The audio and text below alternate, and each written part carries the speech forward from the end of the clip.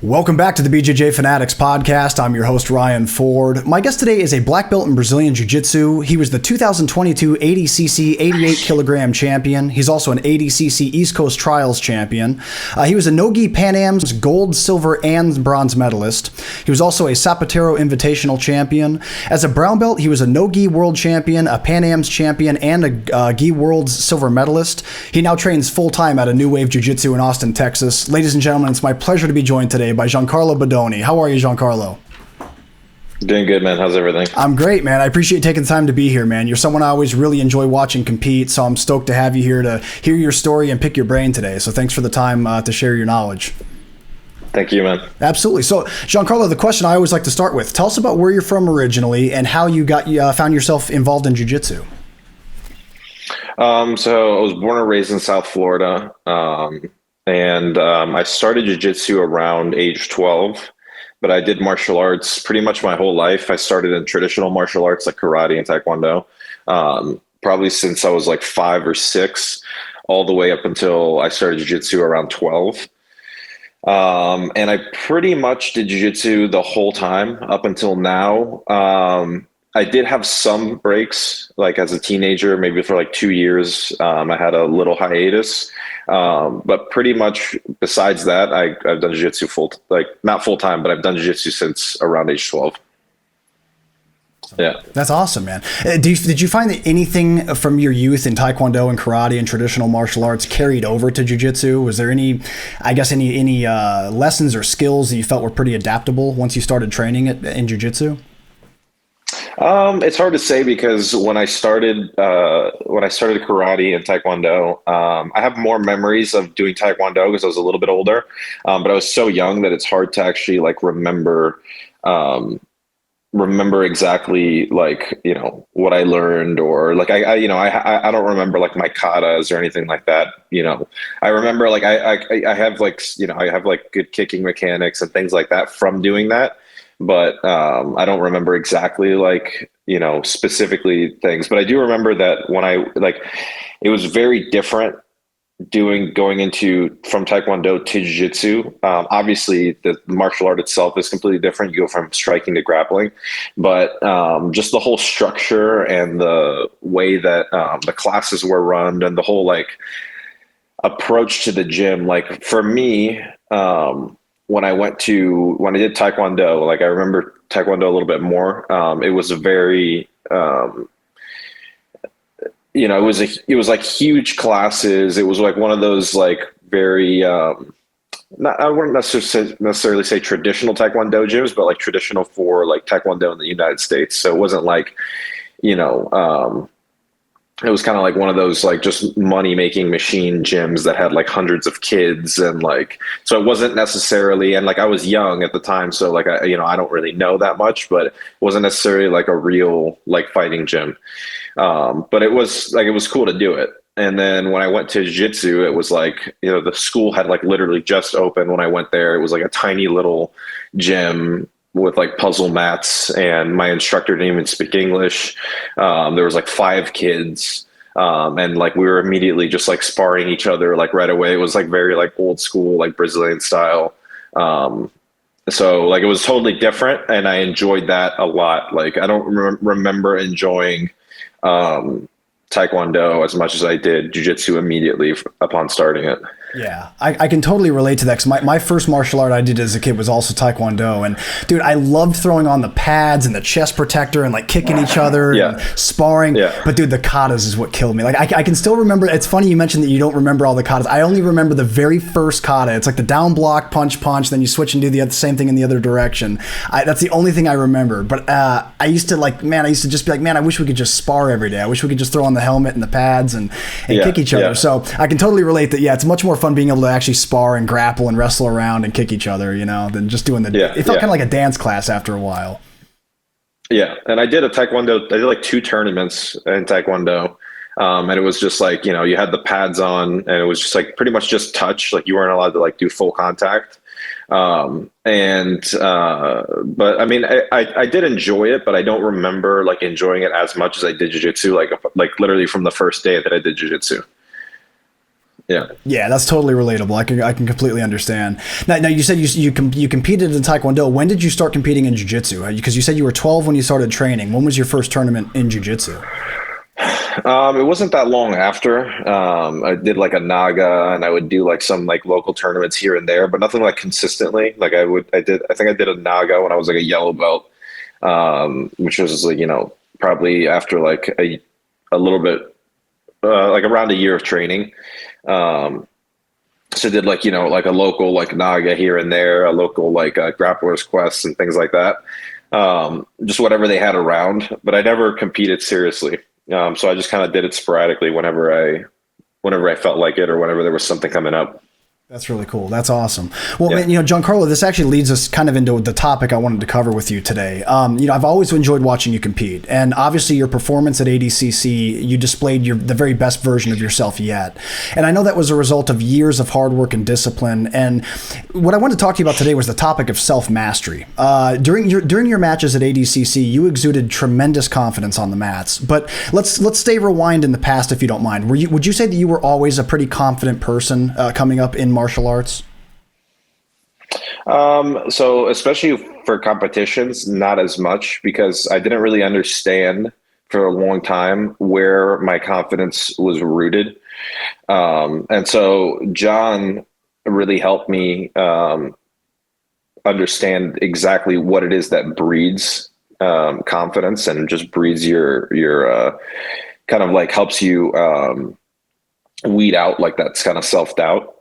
And so I didn't understand it. Like nobody ever verbalized that to me, but it made a lot of sense because as I competed more and as I became more and more of a serious competitor, naturally, as I got better results, I was getting more confident. Just, that was just a byproduct of it. Like I was gaining more confidence, but I always left a small area in my mind to say, to give that, that would tell me that, it was basically like a self-doubt, like an internal battle, where I would hold myself back because basically I was engaging in matches, not with the intention of winning, but with the intention not to lose. And so that's kind of like the approach that I was taking, where I was so focused on winning. I was so focused on the result that I ended up holding myself back in fear of having the result that I didn't want, which in turn actually made it worse. Like I didn't have like bad matches, but I didn't have great performances. So I would have very, very close matches, but I would always underperform just based on what I knew that I could do. And so that frame of thinking kind of held me back for a long time. And then John basically explained to me within, a short period of me knowing him before he was even my coach, that your knowledge is rooted in your confidence is rooted in your knowledge. And so the more you understand what you're doing, the more confident you'll be because you truly know what it is that you're doing. And I always felt like I had a good understanding of jiu-jitsu, but what changed between back then and now is that I have a much deeper understanding of the sport, and through my training, I've been able to convert that into a skill set, which is what essentially at the end of the day, your skills, it's not just your knowledge, but you have to actually have skills, and your skills will manifest on the tournament day as a result of your training. That's incredible. That's really awesome. And, it's really cool that you say all this because they say that there is two types of confidence. There's people who hype themselves up into displaying what appears to be confidence, and they just keep telling themselves, I'm confident. And then there's people who like John said, it's backed by a solid foundation. It's deeper than just telling yourself you're confident. Like true confidence is really based in real abilities and achievements, like you said. As you were climbing the ranks in jiu-jitsu, what experiences do you think you can credit to giving you the real confidence you have today? Like, what are some things that John pointed out to you that made you realize that, man, I should really stop doubting myself so much? It's really just like, my results in the training room, and just understanding that you can replicate that on the tournament, like under the lights in the tournament. And so you just got to be able to so it starts in the training room. So like if you learn a new move, or, you start, hitting moves in the training room, like if I'm hitting moves consistently in the gym, I feel like I can go out into the tournament and hit them, not because of some false sense of, some false sense of confidence that I just tell myself that, I believe in myself and, yada, yada, yada. Not that maybe it works for some people, but it's not reliable. Whereas if you say, hey, I know exactly the right time to hit this move based on I understand conceptually, I understand, the mechanics of this move. I understand the proper setups, the right time, exactly what I need to make this move work. And then so now that you understand that, you can go in and you could start taking that theory and putting it into practice in the training room. So you go and you rep it out, then you start hitting it in sparring. And then once you feel like you can hit it essentially like in sparring at will, that's when you truly know that you've gotten the move down, and that's where the confidence comes from. And so you have to have, you can't just say that you know how to do like an arm bar and then expect to, everybody knows an arm bar, right? It's it's a basic move, but how many people hit them consistently, both in training and then in competition? And so it really comes down to your knowledge, and then utilizing that, or you converting that knowledge into skill in the training room. And that's where the confidence comes from, at least for me. Like if I'm training and I'm having good results in the training room, now I can take that and I can convert that into confidence going out into a tournament. That's excellent, man. Something you said there that I'd like to zoom in on. You mentioned that since working with John, you've had a deeper understanding of jiu-jitsu overall. If you don't mind me asking, what are some of the levels of jiu-jitsu that you feel you understand now that you didn't quite have a grasp on previously? So just there's a lot of things that were things that you do, but you do them instinctually, so you don't really realize that you're doing them. Yeah. And when you do something instinctually, you may hit it and you may not. It just depends on where your instincts are at that given moment, right? So did you react to it properly? Were you in the right, state of mind, et cetera, et cetera. But when you are doing something intentionally, you can do it as many times as you want, because you can basically do it whenever you want, because you understand exactly what it is that you're doing.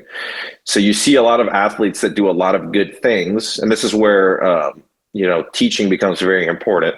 A lot of athletes are very, very talented, but they don't convert very well to teaching, because everything that they do is very much based around their physical attributes and their instincts. And so I wanted to go more towards a style of jiu-jitsu where everything that I did was based around my intention. And so that way I can control the match a lot better. I can control, my energy levels, my pace. I can control your overall just a more efficient grappler. And I would be a better teacher as well, because I could actually say, hey, this is exactly what I'm looking to do. This is how I'm doing it, et cetera, et cetera. I could talk to my students and I could actually teach them, the moves that I was doing. That's something that I started to understand when I first started teaching full time, when I was teaching at Bernardo's, because I didn't have teaching experience.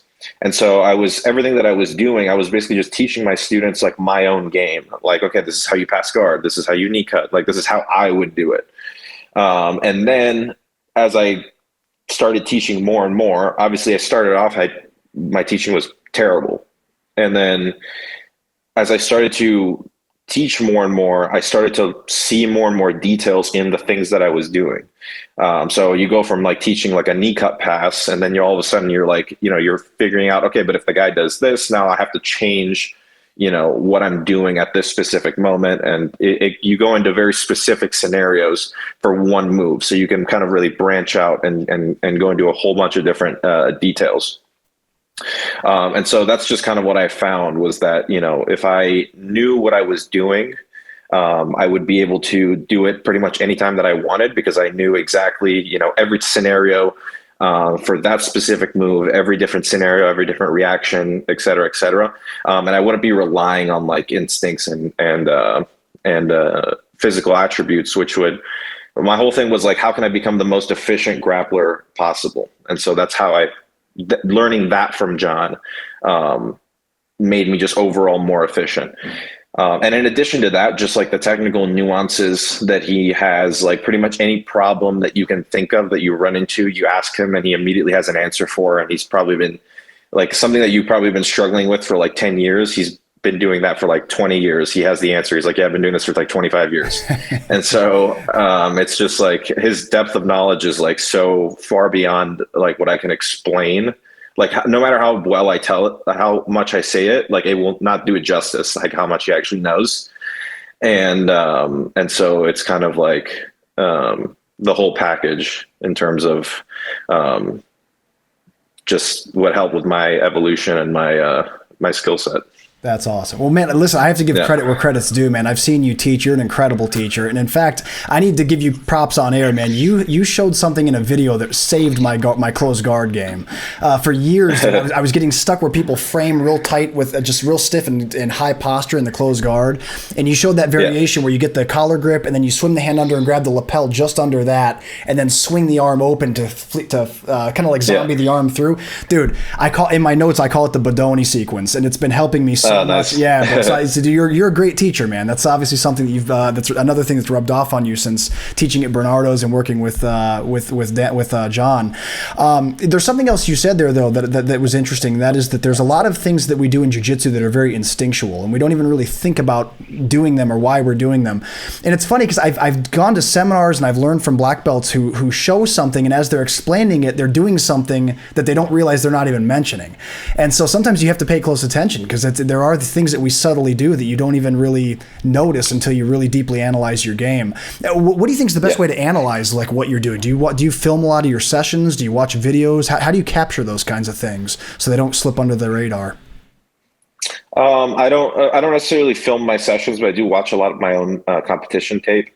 And I like doing that just to see like what I'm doing, what I could do differently, what mistakes I made, etc. I've always been more of like a visual learner. So like I can watch somebody teach I can watch somebody do a move, display a move, and just kind of learn it. And I'll kind of pick up on the details. It's partially probably because I've been training since I was young. Also just the way that I like to learn in general. Some people learn better from reading. Some people learn better from, writing.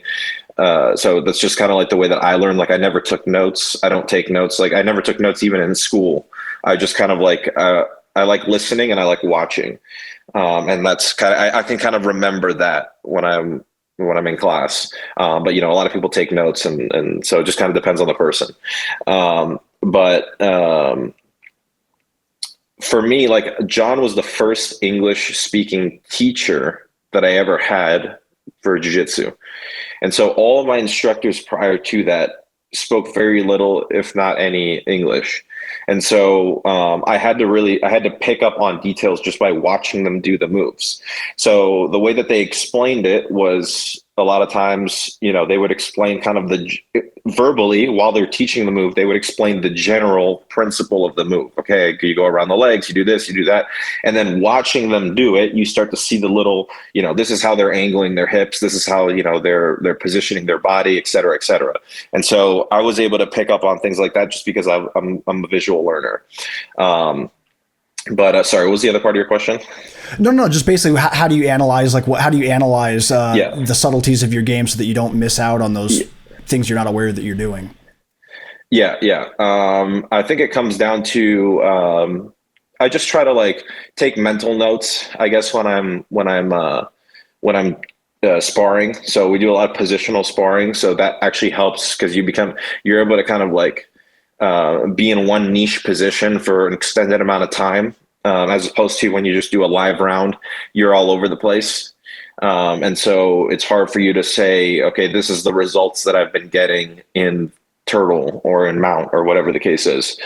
And so that does help because I get to spend more time in one position. I can develop a kind of a sensitivity to my opponent's reactions and things like that. And I can kind of make mental notes to see, I should be doing, one thing more or another. And I like to watch my own footage, my own competition footage, just to see if I watch an old match of mine, hey, sorry, what would I be doing differently now than I was, 2 months ago or 6 months ago when I was in that match?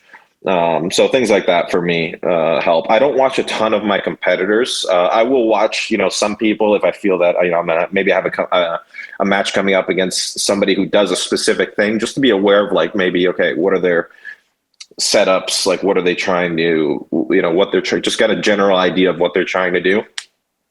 But I don't get super hyper focused on that. I just kind of like try to draw people more into my strengths. That's awesome, man. I'm always fascinated by hearing the way that people absorb and register and log their jiu-jitsu knowledge. Because, so personally, up until I was a purple belt, I didn't take a single note. I was very much like you in school. Like I wasn't in the notes.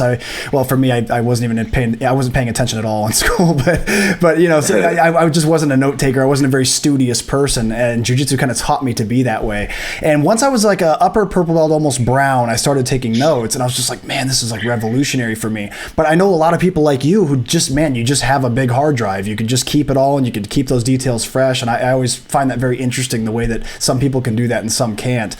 Something jiu-jitsu does for a lot of people is it forces us to become comfortable coming face to face with our weaknesses and our shortcomings. And most people on earth would rather not acknowledge their flaws and only focus on their strengths. But in jiu-jitsu, ignoring vulnerable aspects of your game, and of course, if you're ignoring holes in your game, it's gonna lead to bad performances and lots of frustration. So with that said, what do you think has been your biggest technical hurdle in your career? We talked earlier about how you had some mental hurdles of maybe some self-doubt.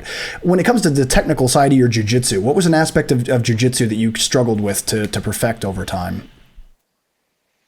Well, lately, like in recent times, when I was transitioning to no-gi, there was obviously I had a big hole in my game, which is I was never exposed to leg locks, particularly heel hooks. So that was something that I had to kind of train a lot and study to make sure that I was proficient in that area, especially defensively, which didn't take very long, but it was definitely something that I needed to work on.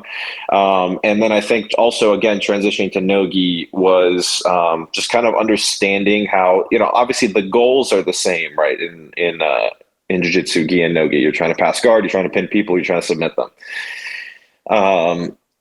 But the way that you do that changes it doesn't appear to be drastic, but, as you start going higher and higher against higher level opponents, it actually, there are a lot of differences, particularly in neutral positions, when you're wrestling, when you're playing guard, when you're passing guard, but also in dominant positions, but particularly in neutral positions, to like the way that you get to moves. Okay, it's a lot more slippery.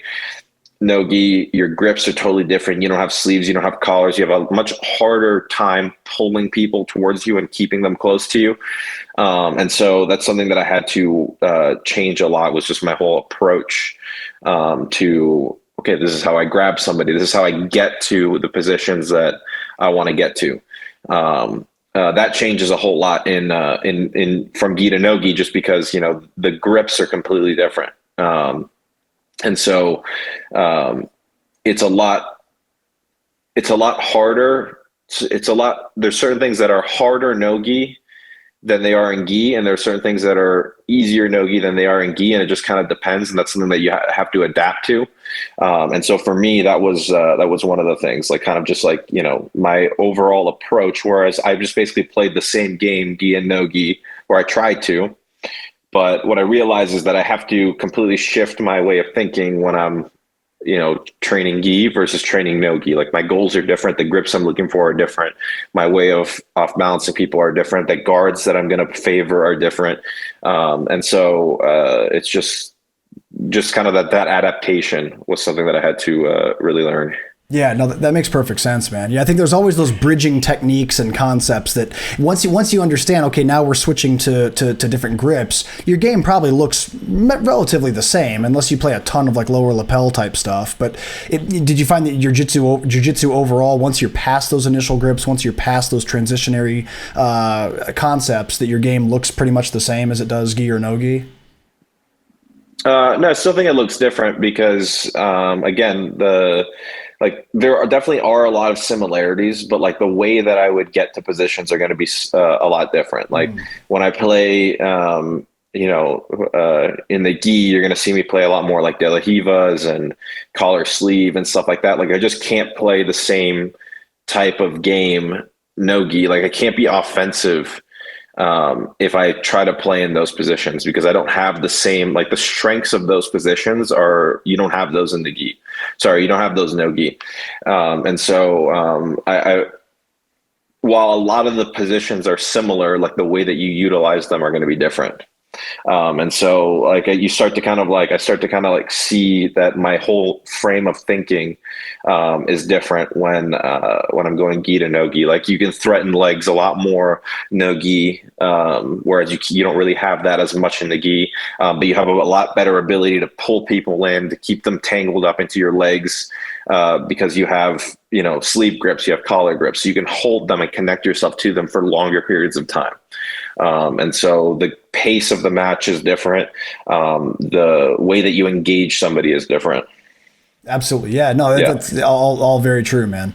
Let me ask you this. When you started competing frequently and having a lot of success, was there a moment that you realized that you could do this full time? Because I think that's the dream now. You're living the dream of everybody that trains. It's like, man, how do I become a full-time grappler? When did you first realize that could be a possibility? I don't remember an exact moment that I realized that, but I knew that I started wanting to do that kind of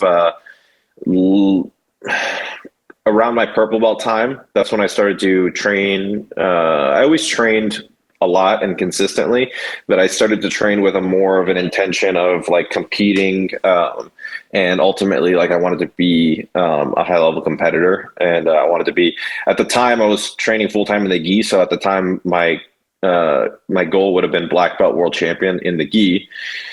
And then, obviously paths change and, the sport took a different direction, and then now I'm doing no gi, but that was my, that was kind of like around the time, like, maybe a couple years into my purple belt, that I thought that I could like pursue this, as a career. And, the sport, it definitely changed a lot from that time to now. Like things are a lot different. Opportunities are different now. I'm more immersed in no-gi competition, which is a totally different scene and a totally different like approach to the so-called like professional athlete. Like I think they, you have a lot more opportunities no-gi nowadays than you do in the gi. And there's a lot more tournaments now than there were back then when I was competing as like a purple and kind of early into my brown belt. So yeah, I think that that was kind of like around the time that I started to pursue it. And as I got deeper and deeper into that, it just kind of like increased more and more of my seriousness for it. That's incredible, man. Well, on the subject of today's overarching topic of self-mastery, in what ways have you had to really, reconstruct your own behaviors and your own thoughts once you become a professional athlete? Obviously, that requires a tremendous amount of discipline and dedication. What are some things that you've had to adjust in your personal life since becoming a professional athlete? Honestly, I always kind of put a priority to training because I always enjoyed it, number one, and I always wanted to be good. So I always kind of prioritized training over pretty much anything. Like that's the thing that I wanted to do the most. But I guess as I got more and more in professional environments, like closer and closer to people that were where I wanted to be, I started to understand what like a professional athlete is supposed to train like, and what they're supposed to do. So I became more and more regimented and more professional as I got older and as I got more, just naturally as I got more kind of up through the ranks. And so the first time I ever participated in like a camp was when I was a purple belt in 2017 when I went to Brazil and I did 3 months at GF team. And at their headquarters in Brazil, in Meyer. And that was like a proper like training camp where everybody was getting ready for Worlds and Pans and all the tournaments that were coming up. And so, there was like a scheduled training every single day at 10 a.m. every single day at 2 p.m. There was like competition training. There was like a drilling session and then a competition session. And so like that was like kind of like, okay, actually, they at the time they only trained Monday through Friday, so Saturday, Sunday they didn't train. But so like these days, this is the schedule, and so like you were very fixed on the schedule. This was the amount of rounds that you had to do. This was the amount of drilling that you had to do. So okay, that was like a start, right? So I went from training every single day and just showing up every single day because I liked it, because I liked training hard, because I wanted to get good, because I wanted to. I just enjoyed training and I wanted to train hard and I wanted to compete. Just showing up at my gym, drilling and sparring with everybody, but with no real structure okay, now there's a little bit of structure. And then as time went on and I started to go into a more professional camp, eventually I found myself training with Lucas Lepri, who was like a guy who was at the peak of his career when I started training with him. And so now I got to see what like a high level guy is like on a day-to-day basis and during a training camp. And he's super disciplined, trained super hard. And so, was doing strength and conditioning, was eating right, was doing all the things that, an athlete's supposed to do. And so I got to see that firsthand. I got to partake in that. And so that showed me how somebody who he didn't even have a coach of his own. So I also was able to learn like, self accountability, where it's like, okay, I don't have a coach. And even though I was always training every single day, there's like training every single day and then just training, with the pressure of a tournament coming up, like a big tournament. And then especially, at that time for him, he was already the best guy at his division because he had won it, multiple years prior to that. So he was at the very peak of his career. And so not only are you training for a big tournament, but you're training with the pressure of having to defend your title. And so, being undefeated for multiple years. And so that was a cool thing to be a part of. And it really taught me like, okay, accountability, discipline, things that I had, but like at another level. Like, so it was just like, kind of a wake up call for me. And I started to get more and more professional in my way of thinking and training and et cetera, et cetera. And then all the way up until now, where I have a very, very structured training program and, I'm in a room with, a lot of different professional athletes that are very accomplished and high level. And obviously, my coaching is taken care of. Like I went from before living here, I was teaching in Boston and I was basically training myself, kind of like how Lucas was doing when I was training under him. And now I have, I'm in a very unique position because I have, a coach that I can just take classes from every single day, focus on my training. And then I have my teaching as a separate, separate part of my day.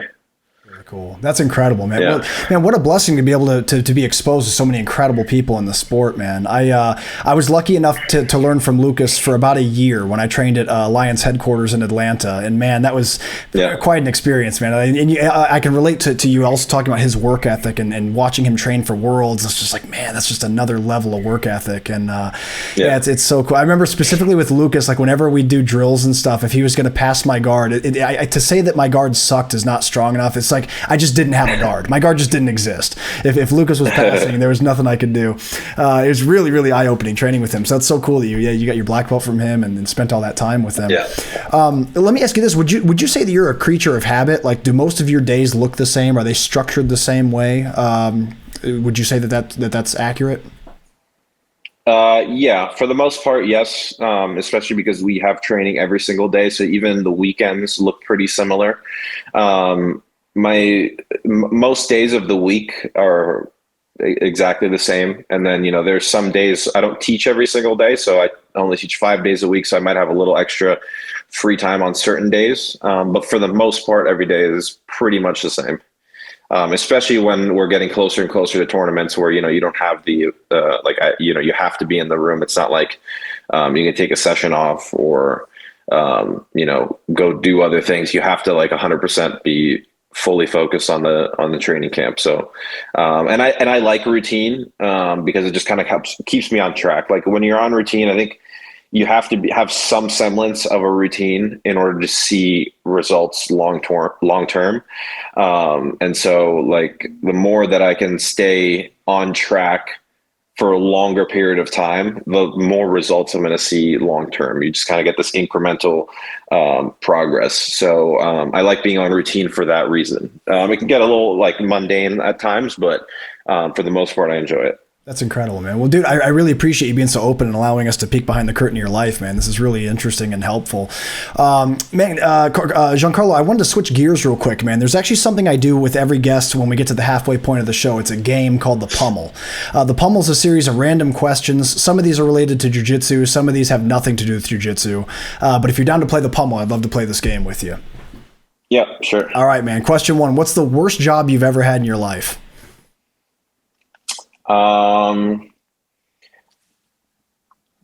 Probably working at restaurants, because you're standing up all day. And I don't like, I definitely like people, but, not, and like, so you're waiting tables, you have to talk to so many different people. You have to deal with, people that are, some people are assholes, like some people are nice. You're standing up all day long. It's just a really exhausting and hard job. So I definitely feel for people that work in hospitality, because that is just definitely a job that I didn't like. I worked a bunch of other jobs, but I can never really say that I hated them. I certainly wouldn't go back to them, but I am grateful for them now. But I worked a bunch of other hard jobs. Like I would have much rather worked. I worked for a moving company for like a year and a half, and I would much rather do that than wait tables or bus tables. Yeah. So yeah, that definitely working in restaurants is the worst. Yeah, way better to choke people for a living than have to deal with their angry orders, angry complaints about their orders and stuff like that. I feel you on that 100%. Yeah. What do you think's a secret talent that you have? Sorry? What do you think's a secret talent that you have? Secret talent? I'm not really that talented outside of, wouldn't even say that I'm particularly talented at jiu-jitsu. But outside of jiu-jitsu, I don't really have a ton of stuff that I could say I'm particularly talented at. Yeah, I'm not sure. Definitely don't have any secret talents. Or if I do, they're secret to even myself. Well, I think anyone that watched ADCC would disagree with your comment about you not being very talented at jiu-jitsu, my friend. So, but that's cool. I like that. That's cool. I like that you're hyper focused. You know what you're good at and what you like, man. That's awesome. What's something you wish you were better at? What's something that looks like a skill or an ability that you wish you had?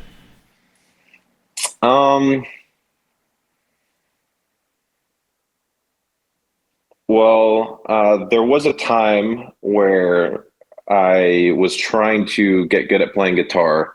That's something that I would like to do, but it's one of those things that, like jiu-jitsu, it's like very, very hard to master.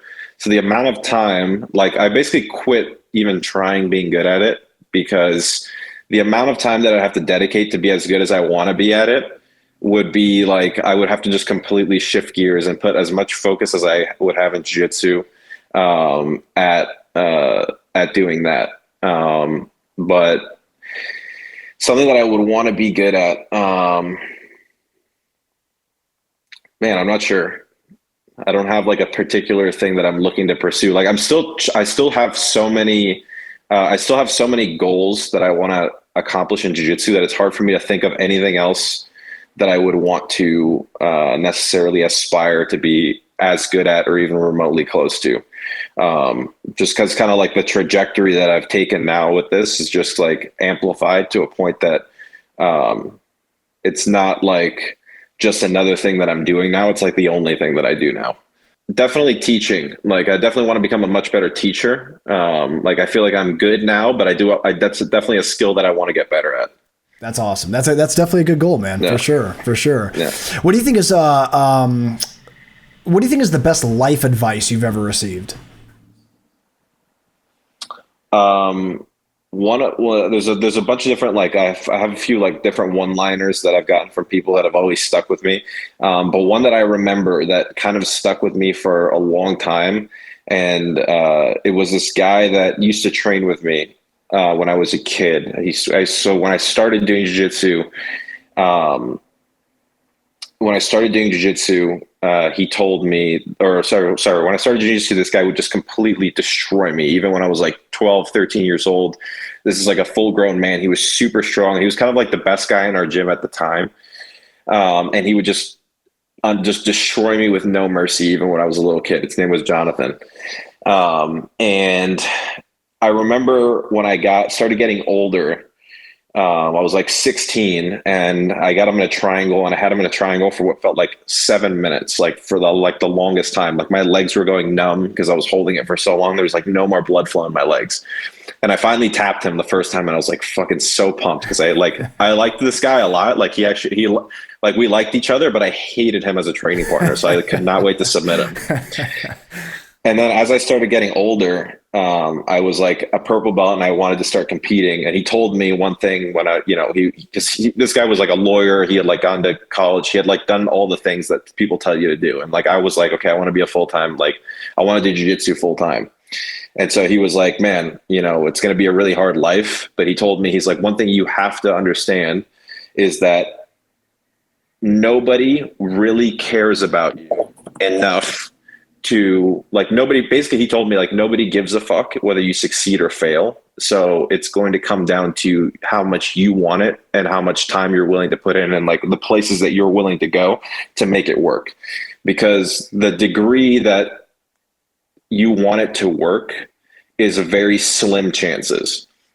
And so basically he told me, he was like, no matter what people tell you, everybody's going to, pat you on the back, tell you they care about you, do this, do that. Even people that you think are close to you. But he was like, the reality is that nobody really gives a fuck.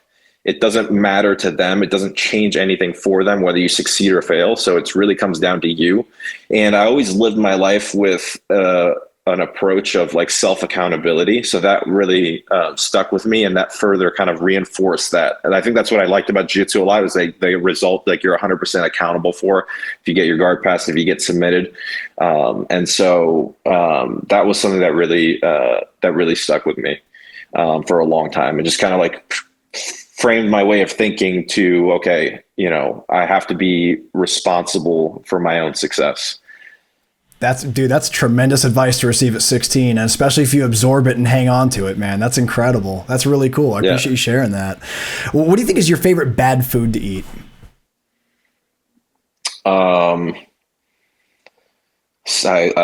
love eating, so that's really a hard one. I love like pizza, like burgers, like wings. Those are some of like my favorite foods. Now describe your perfect pizza.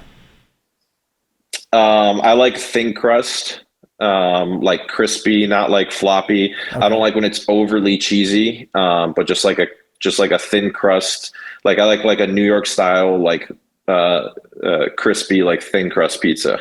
That's good. That's solid. Yeah. That's a solid choice. Here's an important question on the topic of pizza. Does pineapple ever belong on pizza?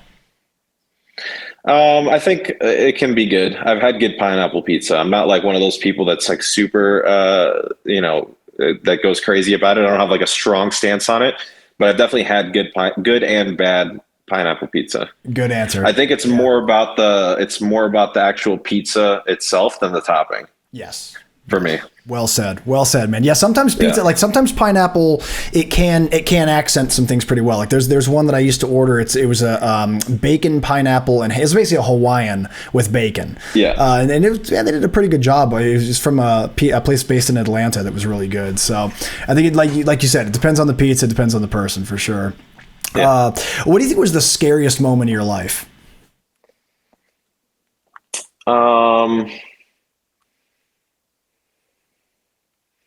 Scariest moment.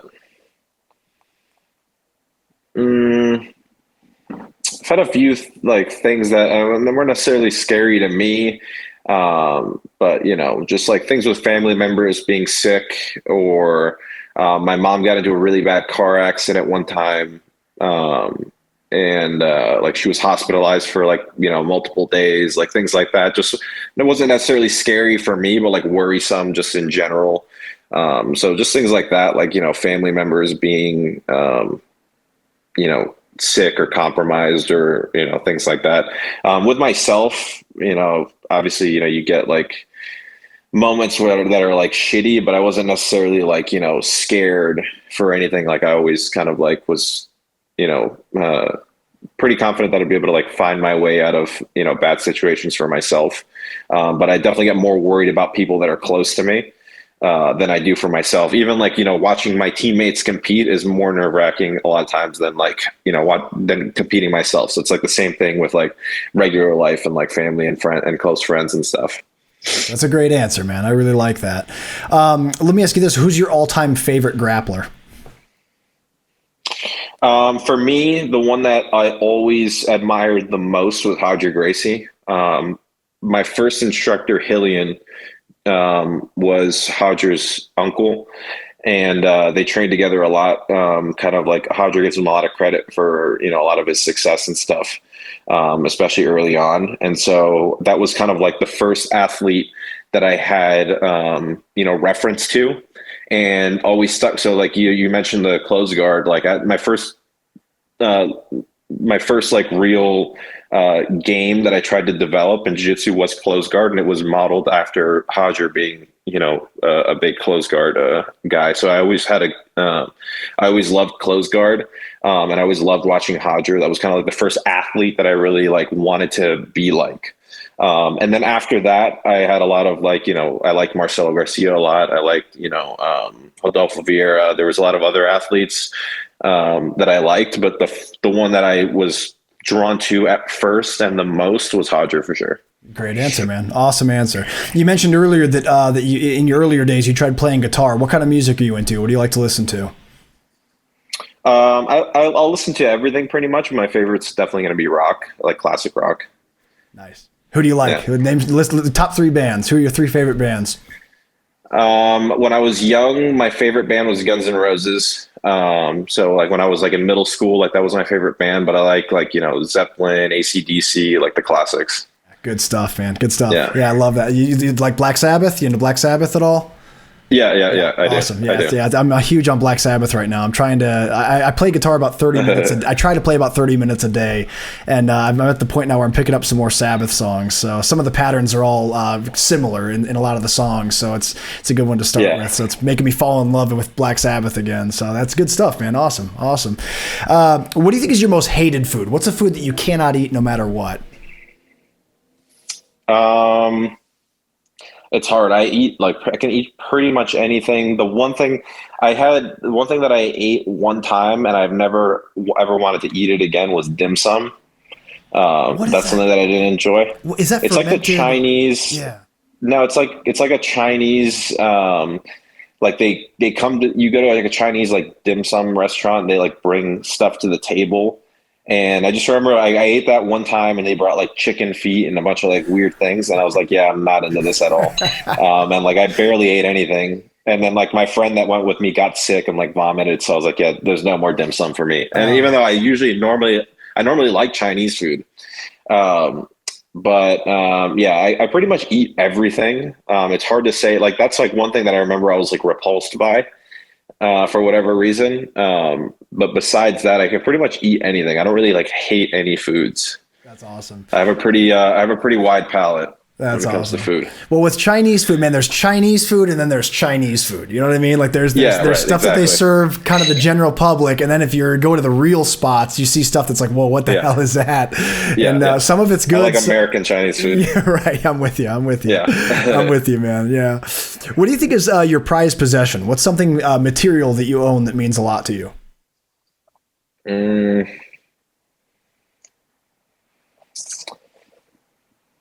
Man, that's another thing too. Like, it's hard for me to actually say because I've always been the type of person that I like to live. I won't say that I'm a minimalist because I'd definitely be lying, but I always like to live in such a way that I didn't have to attach myself to any things. Like I hate having clutter. So like when I was growing up, like we moved a bunch. And it was always astounding to me the amount of crap that we had in our house. I was like, how do we have all of this shit. Can we just like torch it all or throw it away? We don't need any of this. And I had told you that I worked for a moving company. So I moved a bunch of people and they had so much shit. And I was like, why do you guys need all this shit? Like, what is on all these boxes that you've never looked at for the last 5 years?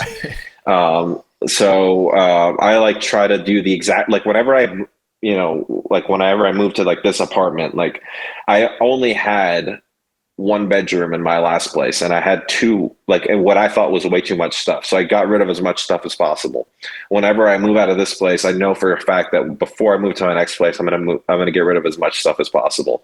So can't really say that I have anything that I would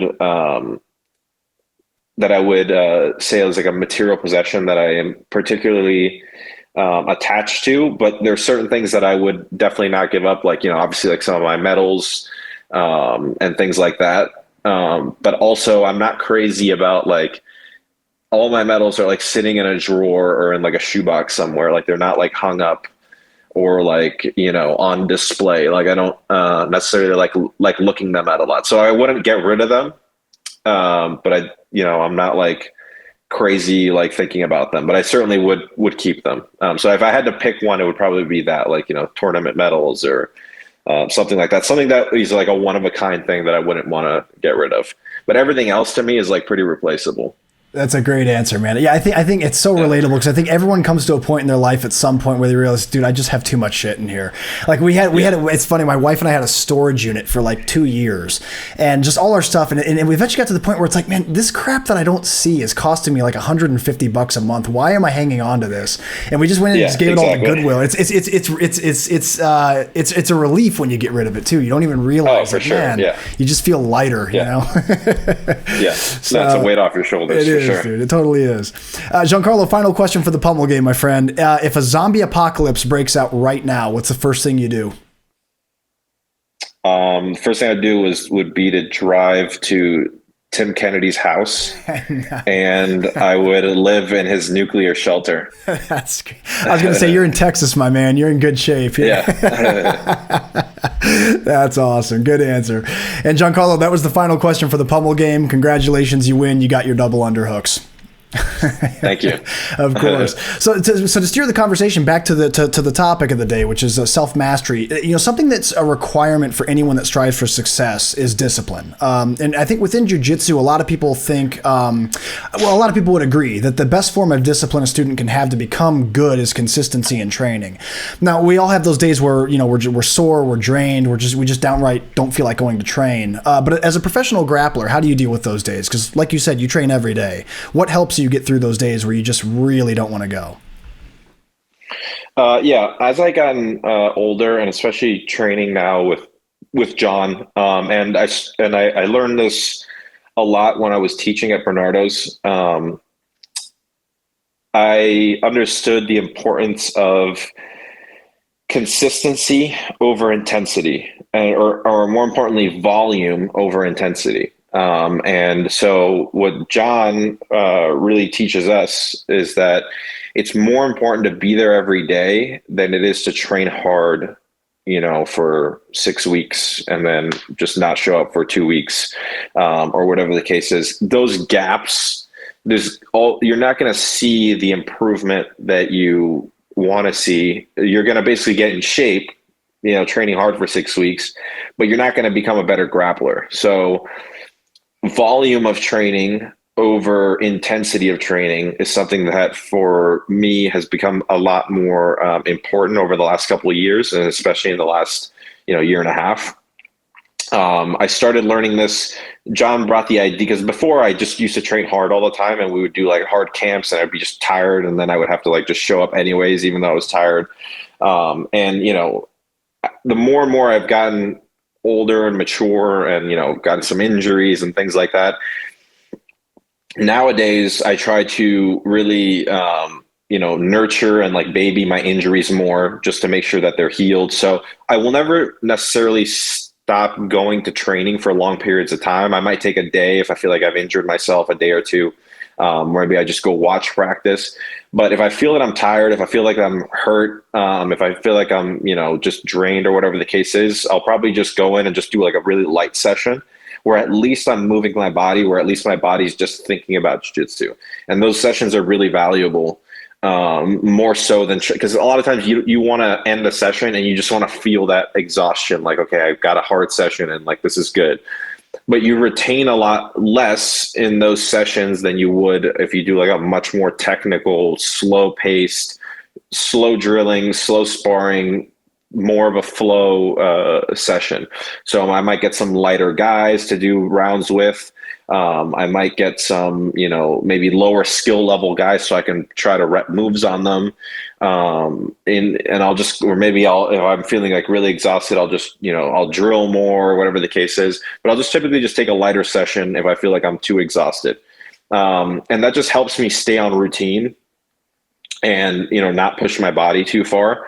Also, we do a lot of positional sparring. So that's a lot better for, avoiding injuries and energy levels, keeping your energy levels high, because you're not doing, necessarily hard, full matches all the time, every single day. And you focus on skill development, over just intensity of sparring, like trying to pick the hardest guys to go with. And, you get tougher, but you don't necessarily get better. And so for me, my whole thing is, if I'm training year round, I'm going to be in good shape year round. But what's most important for me in terms of like really being in shape is being as efficient as I can technically. And that will make me a better grappler. Understanding match tactics is what's going to make you a better grappler out there on the competition mat and make you more efficient, make you get less tired, your ability to make the other person work harder than you, et cetera, et cetera. And so my focus, whereas like when I was younger, I just wanted to show up, I just wanted to train hard. Now my focus has shifted more to, I want to train intelligently. I want to train intentionally. I want to train for a long time, and I want to train more than everybody else over the course of a year or 5 years. Whereas a lot of people, they focus more on intensity and they only train when they're getting ready for a tournament. And if you look at that over the course of 5 years, if you have, 3, 4, 5 tournaments a year, maybe you do like a 4 to 6 week camp before each tournament. The amount of time that you train isn't really that much compared to somebody who's training 7 days a week. Even though their intensity is lower, you just ramp it up a little bit closer to tournaments, and then you bring it down to a lower intensity throughout the rest of the year. And that way I think you can train more and you win on volume. Yeah, that's and technical development. Absolutely, man. I'm so glad you're talking about this, man, because this is something that I've actually personally struggled with a lot. Is that, I'll have days where I go in and I don't train as intensely as I feel in my mind that I should. And then afterwards, I'm just like, I kind of trained soft today. Like, I don't feel good about that session.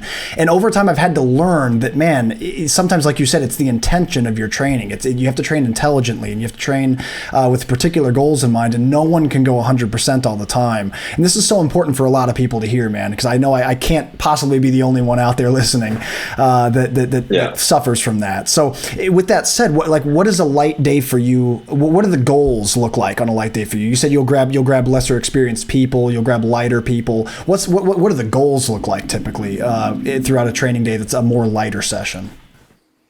The day kind of looks the same. So I still do all the same things. And also going back to discipline, I think that also, and this is, I think, what people struggle with the most, is that showing up to training is the first part of it. So a lot of people can train every single day, but they're undisciplined in the smaller things. Where I think, like, if you can do the small things consistently and have discipline in the small things, that will amplify into bigger things. And so that will amplify into your training as well. But so for me, a lighter day looks essentially on paper, on surface, schedule wise, and training wise, the same. I'm doing the same rounds. I'm doing everything the same.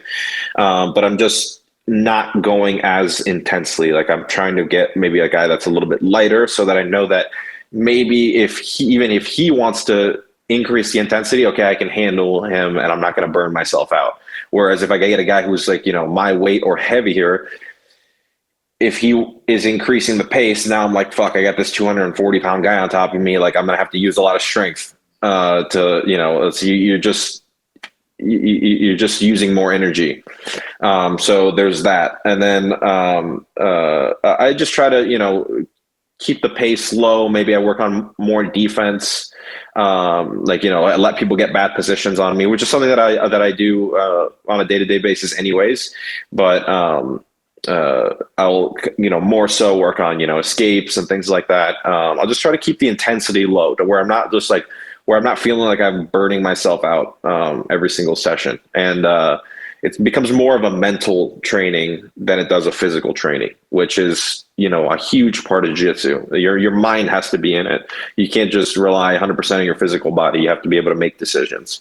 And so that's kind of like how the structure is pretty much the same. I just bring the intensity a little bit down. That's excellent, man. I really like it's so relatable to, regardless of what people's goals are. Like if you're an athlete like yourself, or if you're a young competitive guy that's aspiring to be an athlete like Giancarlo, this is great advice because you don't want to burn yourself out. You don't want to get injuries before a tournament, things like that. On the topic of taking care of your body, another important aspect of self-mastery is obviously caring for your body. Things like diet and conditioning and recovery and all these things that, yeah, these are all things that everyone should take seriously. But for athletes, it's crucial. What do you think have been some of the biggest game changers for you in the when it comes to like the department of recovery and diet? Definitely, like I said, you got to be disciplined with the little things. So, you know, having a good sleep schedule, just consciously eating good, which can look different for everybody. You know, because everybody's body's a little different. So I don't necessarily preach specific diets or specific, like, you know, lifestyle. But for me, and I'm not super stingy about it. Like I'm not super meticulous about it, but I try to go to sleep around the same time every night, you know, give or take a half an hour or an hour. But it seems as though, like, especially when I'm in a routine, my body seems to want to get up at the same time and starts to get tired around the same time. And so having that kind of good wake up and going to sleep schedule, where I don't have necessarily a particular routine, but more or less that same schedule, helps me feel like energized when I need to feel energized, helps me feel tired at the time that I should be feeling tired. So by the end of the day, I feel like I'm, you know, getting tired. I'm starting to wind down. Kind of as I'm finishing teaching for the night, that's when I start to feel like, okay, I'm tired. I can't wait to get home, get some food, start to wind down, go to bed. And so that's kind of like, that's kind of one thing, is just kind of like the wake up sleep schedule, which can get messed up for a lot of people too, because sometimes you have a good schedule 5 days a week, and then all of a sudden the weekends you want to go to bed late and you want to sleep in. And that's something that I've definitely struggled with. That's why I kind of like having Saturday, Sunday trainings. It's because it helps me stay on that, you know, clock. You know, your body doesn't think in terms of weekends and weeks. So, you know, that's kind of like, that's kind of something that like we have fabricated as people. And so you got to kind of like keep that in mind. So having a good sleep schedule is important. Like, again, I'm not super meticulous on it, but I try to stay roughly around the same time, and that helps me. And just kind of being conscious about like food. Like I don't go crazy about it. I eat everything. But, you know, especially when I'm in camp, when I need to be training, I need to make sure that, you know, I can't eat something that's, you know, going to just like, you know, put me out for the whole day where I'm not going to be training good. You know, so I try to keep it, you know, a little bit more conscientious, a little bit cleaner, stay away from like, you know, sugars and like stuff like that. But I do enjoy myself. Like if I go out to eat, if I go to, you know, a friend's house or whatever the case is, I'm not like too crazy about it. But, you know, I stay away from like, you know, sodas and like, you know, things that I know aren't necessarily good for me. And then, you know, but for the most part, I do eat everything. I just try to stay conscientious about it. That's great, man. That's excellent. That's excellent. Yeah. Well, Giancarlo, again, man, like I said, I appreciate all the valuable insight you've given us here today.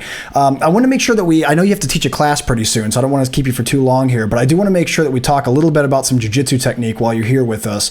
You very recently released a new instructional with us here at BJJ Fanatics, focusing on escaping leg locks. This is going to be obviously a really valuable instructional for lots of people. What inspired you to focus on escapes and defense rather than attacking the legs for this instructional?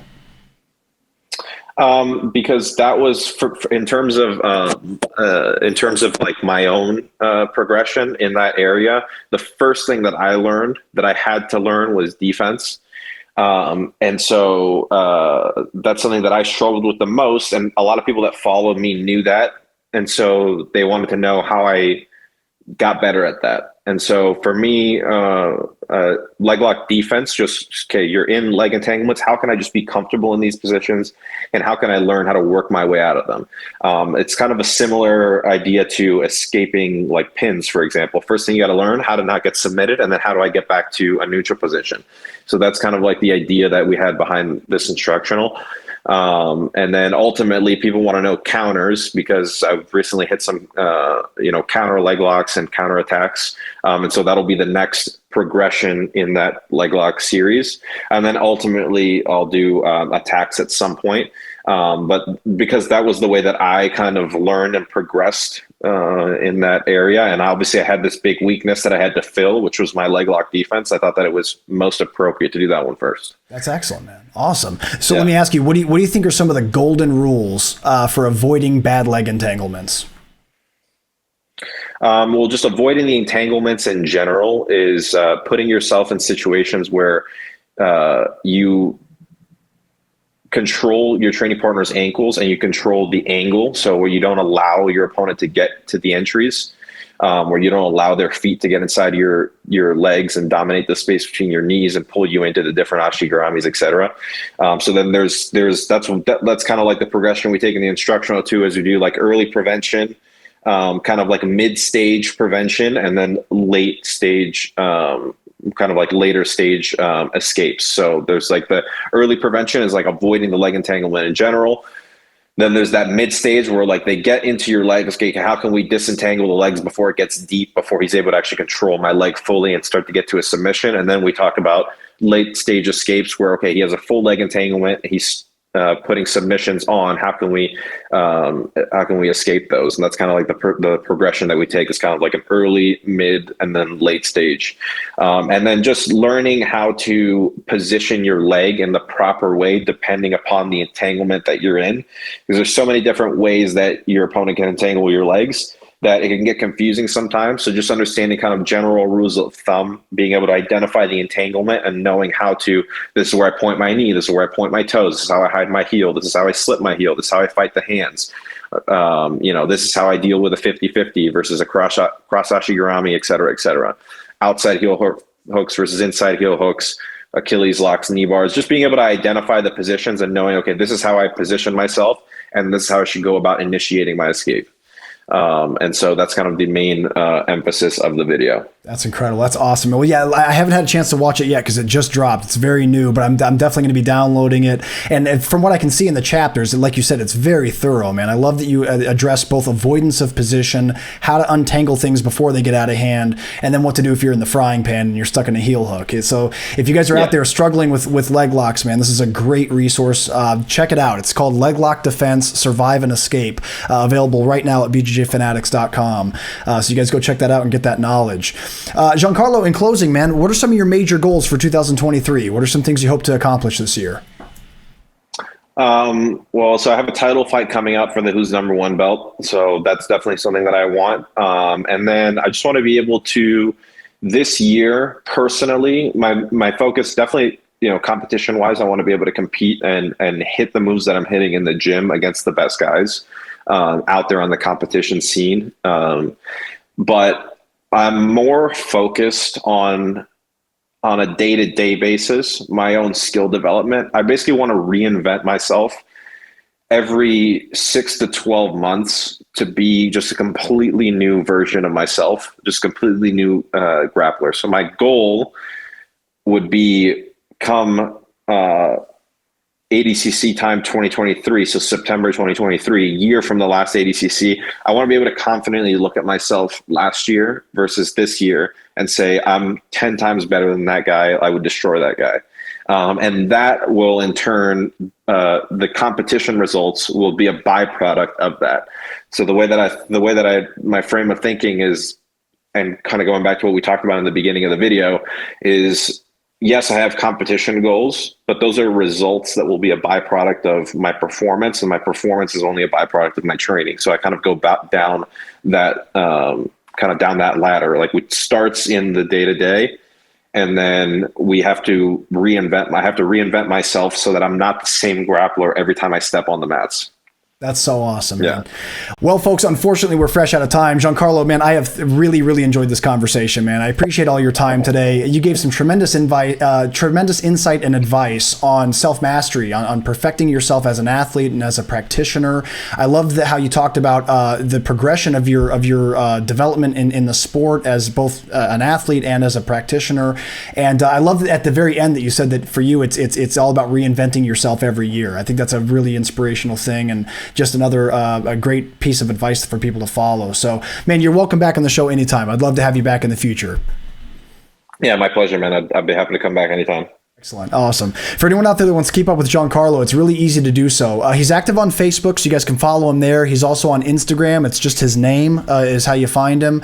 YouTube is Giancarlo Bodoni BJJ, so make sure you guys like, subscribe, and hit the little bell icon to get notified when he adds new videos.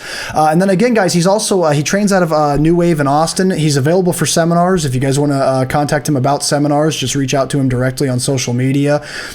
If for some reason you can't make it out to Austin and you can't make it to one of his seminars, you're in luck. You can learn from him anywhere in the world here at BJJFanatics.com. We talked in depth about his new instructional leg lock defense, survive and escape. So if you guys are struggling with leg entanglements, get on that and get that knowledge. Giancarlo, I appreciate your time again. Thanks so much, man. Thank you, man. So the rash guard, it's available on Future Kimonos. We just released the new Dangerous kit. It's kind of a play on the latest documentary release, Becoming Dangerous. So we released a kit there, and it's super customizable. You can put a whole bunch of different designs. You can put your own name on it. So that's available on Future. And then in the coming weeks and months, we'll be having more stuff released on Future, a new kit coming up. Excellent. I saw the one that they dropped with your logo on the front and Dangerous. It looks really cool. So I'll try to grab one myself, man, for sure. And awesome. And that's going to do it for this episode, everybody. I appreciate you tuning in. Please stay tuned for the next episode of the BJJ Fanatics Podcast.